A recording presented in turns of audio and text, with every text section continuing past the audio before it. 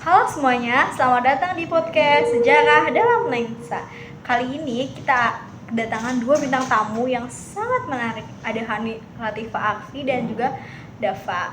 Nah, topik utama dari pembahasan kita itu adalah perjuangan Bung Tomo dalam pergerakan rakyat Surabaya. Nah, sebelum lama-lama, lanjut aja ya, kita langsung panggil bintang tamunya. Yang pertama ada Hani Latifah Arfi. Halo, oke. Gimana kabarnya dan apa perasaannya datang ke pertama ini? Karena saya diundang ke sini. Oke. Kita langsung aja ya masuk ke awal bahasan. Itu yang pertama, apa yang bikin kamu suka dari pelajaran sejarah? Karena kita tahu pelajaran sejarah itu kan agak bosen, ngantuk, juga pusing. Kira-kira kenapa? Sebenarnya sama kayak teman-teman semua yang udah pastinya tuh bosen sama pelajaran sejarah. Dulu waktu kelas 10 tuh aku inget banget, aku nggak suka sama sejarah karena penjelasannya tuh terlalu banyak sehingga membuat kita tuh yang memperhatikan lelah matanya dan juga capek untuk mendengarkan gitu. Tapi seiring dengan berjalannya waktu, dengan melihat presentasi teman-teman yang ada di depan, juga penjelasan dari Bu Malil, yaitu guru sejarah saya, itu saya udah mulai bisa memperhatikan sedikit demi sedikit, walaupun nggak ngerti tapi dengerin gitu. Terus lama-lama jadi ngerti dan nyambung sama apa yang dijelasin dan juga apa yang saya dengerin. Jadi semuanya tergantung kita aja sih teman-teman. Jadi semuanya pasti pernah ada ngerasain fase kayak gitu. Nah, yang kedua, kenapa kita harus belajar sejarah? Sejarah kan udah lama, masa lampau. Ngapain kita bahas-bahas lagi kan? Kira-kira kenapa penting? Penting sih untuk negara kita yang udah merdeka gitu kan. Kita kan hidup di negara Indonesia yang udah merdeka, yang udah lebih maju dari masa-masa sebelumnya, dari tahun-tahun 90-an bahkan 80-an gitu. Jadi kita perlu tahu siapa yang membuat negara kita menjadi semerdeka ini gitu. Siapa yang siapa yang paling penting atau yang berperan penting dalam proses mengatasi penjajahan pada masa itu gitu. Siapa Bapak Proklamasi kita yang memproklamasikan kemerdekaan Indonesia, siapa yang mengibarkan bendera Indonesia pertama kali, di mana, siapa aja negara-negara yang udah menjajah kita selama ini. Jadi sebenarnya sejarah juga nggak cuma isinya tentang masa lalu, tapi juga banyak hal penting yang harus kita mengerti. Nah, ini pertanyaan awal bahasan yang terakhir. Dari semua tokoh sejarah, siapa yang paling kamu suka? Aku paling suka sama yang bakal kita bahas ini, yaitu Bung Tomo, karena perjuangan beliau untuk mengobarkan semangatnya para rakyat Surabaya pada pertemuan Surabaya. Teman-teman pasti penasaran kan kenapa Hani ini bisa suka sama Bung Tomo. Sebelum itu kita bakal masuk kira-kira siapa sih Bung Tomo dan apa peran pentingnya dalam peristiwa pertempuran Surabaya. Bung Tomo ini punya nama asli, namanya Muhammad Tomo. Beliau ini berperan penting dalam pertempuran 10 November, yaitu pertempuran Surabaya, di mana di pertempuran tersebut beliau mengorbankan semangat para pejuang rakyat Surabaya untuk terus melawan sekutu gitu, walaupun mereka dalam keadaan sulit gitu ya.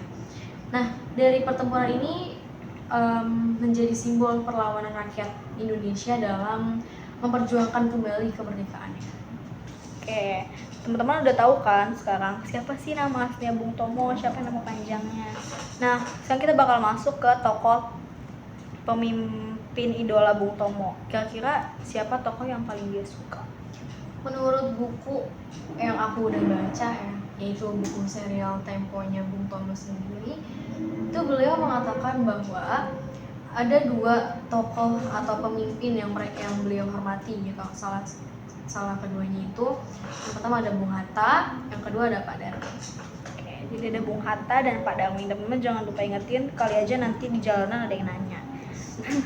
Terus yang selanjutnya, kenapa pidatonya Bung Tomo itu bisa begitu berpengaruh pada rakyat Surabaya? Dari pidato Bung Tomo ini sangat berpengaruh dari cara penyampaiannya ya kepada para pejuang Surabaya, dari yang penuh semangat, tegas, dan juga membakar jiwa gitu. Nah, beliau ini nggak cuma bicara sebagai seorang pemimpin, tapi juga sebagai seorang pejuang yang merasakan langsung penderitaan rakyat pada saat itu. Dimana beliau ini kan pemimpin rakyat, pemimpin pertempuran Surabaya ya. Jadi beliau langsung bisa nih ngelihat dan ngerasain gimana penderitaan rakyat Surabaya untuk menghadapi perlawanan tersebut. Ya. Jadi kan kamu bahas tentang semangatnya. Kira-kira apa yang melatar belakangi semangat Bung Tomo dalam mengorbankan rakyat Surabaya? Sebenarnya semangatnya itu berasal dari awal mulanya Bung Tomo balik lagi ya, kembali ke Jakarta pada masa itu. Beliau melihat sendiri tuh truk-truk sekutu yang masih lalu lalang di Jakarta gitu, itu masih makin membuat beliau tuh merasa kecewa gitu.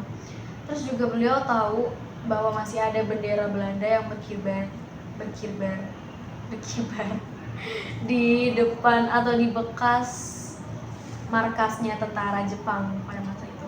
Jadi perbedaan antara kondisi di Jakarta sama kondisi Surabaya itu membuat beliau tuh merasa kayak kok masih gitu kan, kasihan rakyat-rakyat di situ gitu, kenapa masih diberlangsungkannya penjajahan ini gitu. Tadi kan kamu bahas gimana cara radio itu bisa buat rakyatnya itu terpengaruh ya.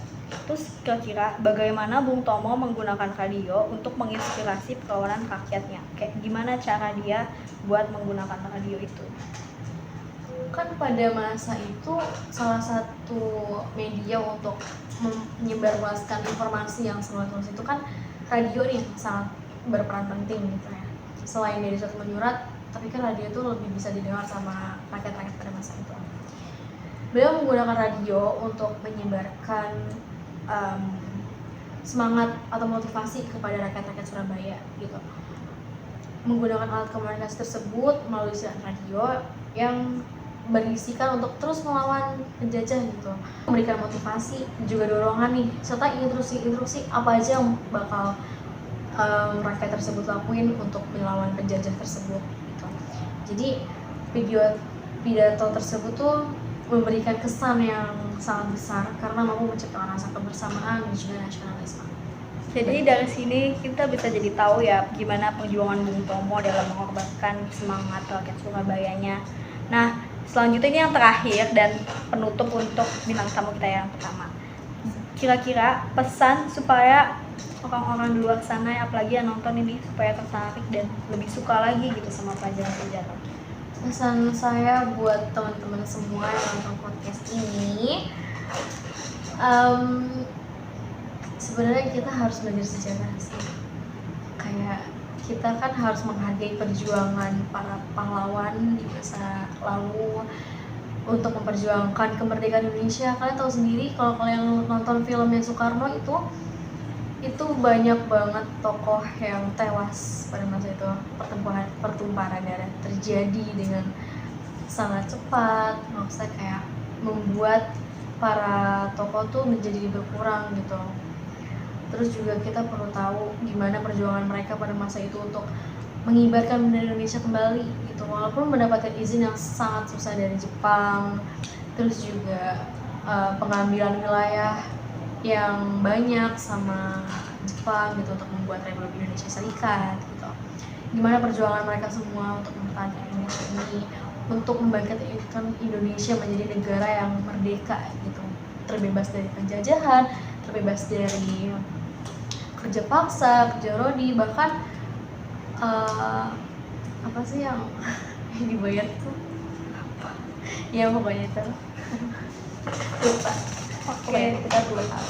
Jadi ternyata di balik kita semua banyak rahasia tersembunyi yang harus kita tahu, gimana cara pahlawan itu bisa membebaskan Indonesia dari segala penjajahan. Oke.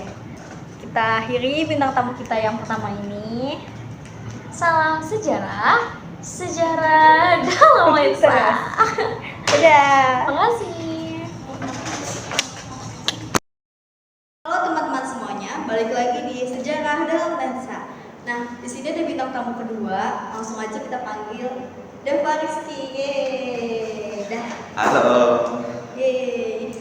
Oke, yang pertama itu langsung masuk ke awal bahasan. Apa yang bikin kamu suka dari pelajaran sejarah? Yang membuat saya menjadi suka pelajaran sejarah itu karena saya tuh bisa mempelajari sejarah-sejarah tentang dunia yang saya tidak ketahui menjadi tahu, dan sejarah-sejarah tersebut bisa diterapkan dalam kehidupan sehari-hari kita jadi tahu sejarah-sejarahnya yang ada di dunia. Oke, berarti biar bisa nambah pengetahuan. Ya. Terus yang kedua, kenapa harus belajar sejarah? Padahal sejarah itu kan masa lampau. Ngapain sih kita belajar lagi? Menurut kamu kira-kira kenapa? Menurut saya kita tuh harus belajar sejarah karena kita tuh jadi yang dari kita tidak tahu sejarahnya Indonesia, kita menjadi tahu apa sih sejarah-sejarah yang ada di Indonesia. Berarti kita jadi nggak buta sama negara yang kita tinggali gitu. Terus ini yang terakhir aja ya, dari awal bahasan. Kira-kira dari semua tokoh sejarah siapa yang paling suka? Menurut saya sih, saya sukanya itu Bung Tomo karena keberaniannya, kegigihannya atas memperjuangkan kemerdekaan Indonesia dalam melawan penjajah-penjajah. Jadi sekarang kita langsung masuk aja ke temanya. Yang pertama, apa peran Bung Tomo dalam mempersatukan berbagai kelompok pejuang di Surabaya? Peran Bung Tomo itu dia tuh berhasil mempersatukan berbagai kelompok pejuang, baik dari kalangan pemuda, militer maupun rakyat biasa untuk melawan penjajah-penjajah yang ada di Indonesia. Nah, terus dengan kata-katanya yang berapi-api dan bersemangat yang tinggi, ia mengajak semua masyarakat Indonesia untuk melawan penjajah-penjajah, dan juga ia menekankan bahwa perlawanan ini adalah tanggung jawab bersama tanpa memandang perbedaan ras, budaya, suku, dan adat. Berarti peran Bung Tomo di sini tuh jadi mempersatukan berbagai kelompok ya. Oke. Yang kedua, kira-kira apa pesan moral yang disampaikan sama Bung Tomo melalui pidatonya kepada rakyat Surabaya?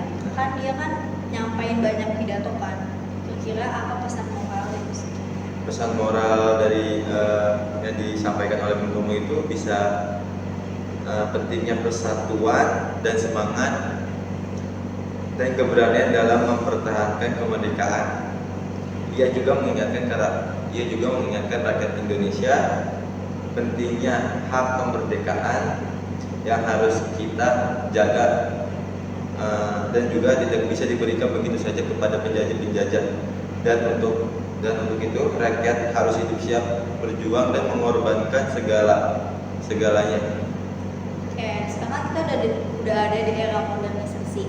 Kira-kira apa pengaruh Bung Tomo terhadap generasi muda dalam perjuangan kemerdekaan Indonesia? Bung Tomo itu mempengaruhi generasi muda, terutama di Surabaya, untuk ikut terlibat dalam perjuangan mempertahankan kemerdekaan Indonesia melalui pidatonya yang menggebu-gebu. Nah, Bung Tomo juga membangkitkan semangat dan rasa nasionalisme di kalangan pemuda. Ia mengajarkan setiap individu tanpa memandang usia atau latar belakang, dan juga memiliki peran penting dalam perlawanan melawan penjajahan. Oke, ini pertanyaan terakhir. Terus kita mau kilas balik dari pidatonya Bung Tomo. Apa yang membuat pidato Bung Tomo pada tanggal 10 November begitu bersejarah dan dikenang oleh bangsa Indonesia? Pidato tersebut dikenang karena keberaniannya, kegigihannya dalam menyuarakan perlawanan terhadap penjajah-penjajah. Nah, dengan penuh semangat dan ketegasan, pidato ini juga berhasil menggalang seluruh lapisan masyarakat untuk bersama-sama bertempur melawan pasukan sekutu. Dan semangat berjuang yang ia keluarkan menjadi api yang membakar semangat rakyat Surabaya. Dan juga pertempuran pada 10 November tersebut kemudian dikenang sebagai Hari Pahlawan Indonesia. Oke, jadi saya di sini mau nyimpulin dari bintang tamu 1 sama bintang tamu 2 dari pendapat mereka. Jadi Bung Tomo itu gak hanya berperan sebagai pemimpin yang mengorganisir perlawanan, tapi juga sebagai simbol semangat juang yang tak tergoyahkan.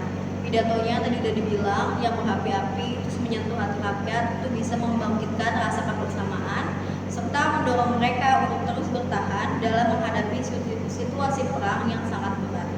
Ia juga mengajarkan bahwa kemerdekaan harus dipertahankan dengan harga apapun, bahkan jika harus mengorbankan jiwa raga. Podcast ini juga menekankan bahwa warisan semangat Bung Tomo bukan hanya pada rakyat Surabaya, tapi juga menginspirasi perjuangan di seluruh Indonesia. Oke, sekian dari podcast kami, Sejarah dalam Lensa. Bye-bye.